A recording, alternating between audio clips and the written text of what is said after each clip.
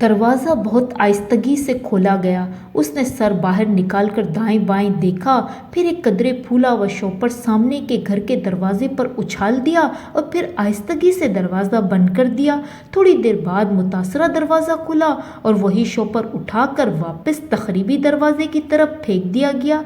इस पर बस न हुई। कम बख्तों, कीड़े पड़े तुम्हारे हाथों में, सीधे जहन्नुम में जाओ। सईदा अपने घर के दरवाजे पे खड़ी उस नादीदा हस्ती को कोस रही थी जिसने आज फिर उसके घर की तरफ कचरा फेंका था। एक एक करके दरवाज़ा खोलते गए और लोग शोर सुनकर बाहर आने लगे और मामले की नोयत अच्छी तरह जानने के लिए मज़ीद बेदार हो गए। आज सुबह सुबह एक मुफ्त तमाशा देखने को जो मिला तो मुस्तफ़ीद होने लगे। क्या हुआ सईदा बहन? उनकी पड़ोसन मरियम ने बड़े प्यार से पूछा। अरे होना क्या है, आज फिर किसी मनूस ने मेरे घर की तरफ कचरा फेंका। रात गर्मी बहुत थी, लाइट भी ना थी तो ड्राइंग रूम की खिड़की खोल रखी थी। खुदा गारत करे इनको। अभी कल ही हम माँ बेटियों ने पूरा दिन लगाकर घर को चमकाया।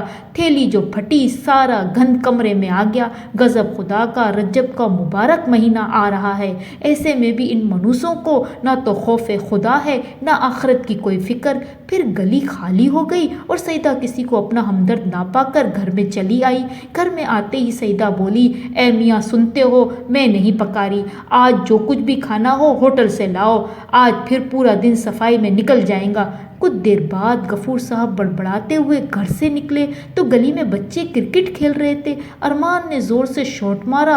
इत्तेफाक से गफूर भाई की खिड़की का शीशा चकनाचूर हो गया। सईदा फिर गुस्से से बाहर निकली। आज तो किसी न किसी की पिटाई यकीनी थी। दफा हो जाओ सबके सब। गफूर साहब गजबनाक हो रहे थे। न जाने कौन सा मनूस दिन है। सईदा फिर चिल्लाई, अपने आराम के लिए दूसरों का सुकून हराम किया हुआ है।